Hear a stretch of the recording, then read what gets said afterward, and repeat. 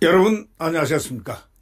양영태TV의 양영태입니다. 오늘은 6월 25일입니다. 6.25 생각납니다. 이날은 정말 이 북한 괴뢰군이 남침을 한 날입니다. 우리 대한민국이 초토화되고 고요한 잠든 시간에 죽창지세로 그냥 내려와서 그저 국민들을 갖다가 완전히 살해하고 대단했습니다. 대한민국을 초토화시켰습니다. 하마터면 나라를 잃을 뻔했습니다.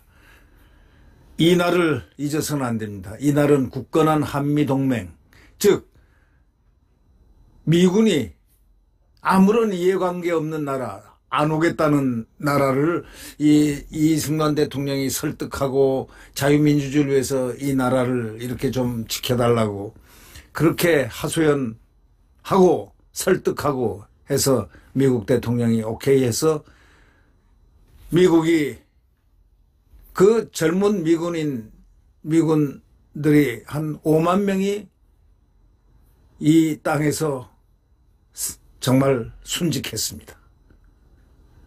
우리는 그것을 잊어서는 안 됩니다. 그 당시는 중공이라든가 이건 큰 나라도 아니었습니다.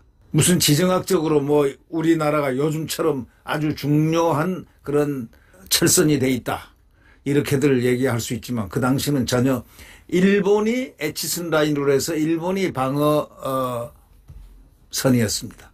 그런데도 불구하고 미국이 우리나라에 참전해서 참 그들의 젊은이 5만 명이 이 나라를 위해서 이 대한민국 대한민국의 이 자유를 위해서 싸우다가 이 먼 나라에서 전부 숨이 졌습니다.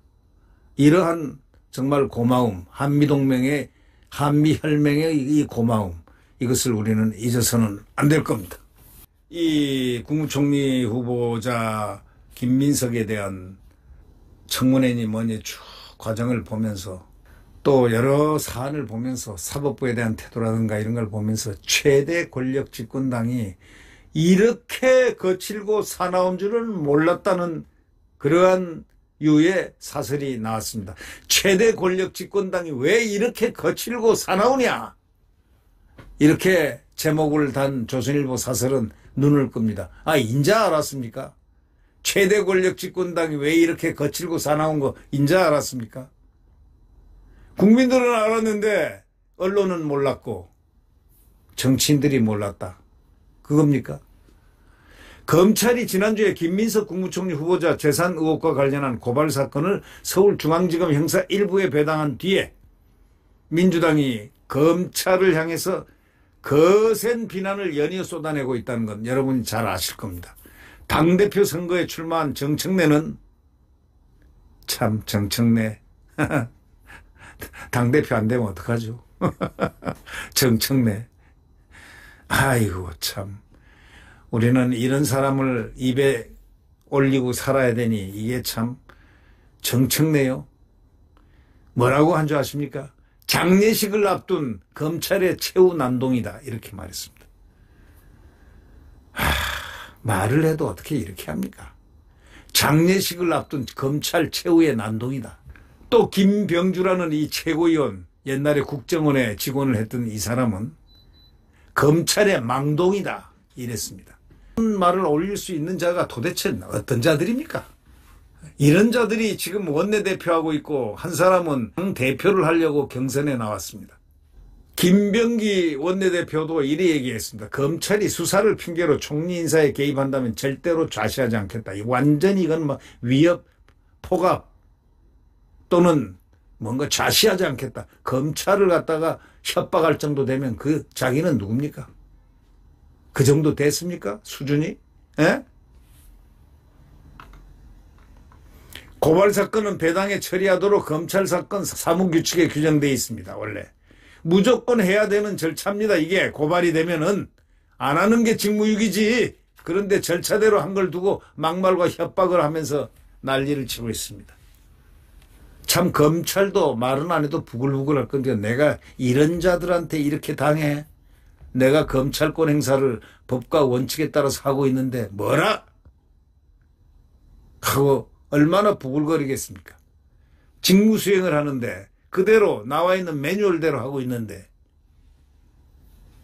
이런 협박을 해서야 되겠습니까? 5년 전에 마이너스 5,800만 원이던 김 후보자 재산이 2억 1,500만 원으로 약 8억이 늘었는데 후보자의 공개된 수입 내역으로는 설명이 안 되니까 그래서 고발이 됐고 검찰에선 자동적으로 사건 배당이 되고 고발 사건이 검찰에 배당되지 않는 사례가 있으면 민주당이 제시하기를 바란다. 이렇게 사설자는 한마디 해놨습니다. 검찰이 이 사건을 배당했다고 무슨 혐의를 두고 있다는 뜻도 아니잖아요. 고발 사건은 일단 고발인 조사부터 거쳐야 하고 그 과정에서 고발의 진위가 불분명하거나 무혐의가 명백하면 사건을 그대로 종결하는 겁니다. 이런 사례가 부지기수입니다. 검찰이 직접 수사하지 않고 경찰로 사건 내려보내기도 하고 또 사건 배당은 이런 처리 과정의 첫 단계에 불과한데 그냥 이 원내대표하고 그 당 대표 나온 정청래하고 원내대표인 김병기가 둘이가 입에 담을 수 없는 욕설을 퍼붓고 있습니다. 이런 사람들이 당대표가 돼요? 장례식 앞둔 검찰의 최후 난동이다. 이게 정청래가 한 말입니다. 그러니 유인태가 정청래는 못 써 하고 얘기했을 거 아닙니까? 유인태 이 원로가 정청래는 너무 강해서 못 쓴다. 안 된다. 돼서 안 된다는 식으로 얘기를 했습니다. 그럼 박찬대는 뭐 괜찮다 얘기입니까? 그는 나팔수입니다. 스피커.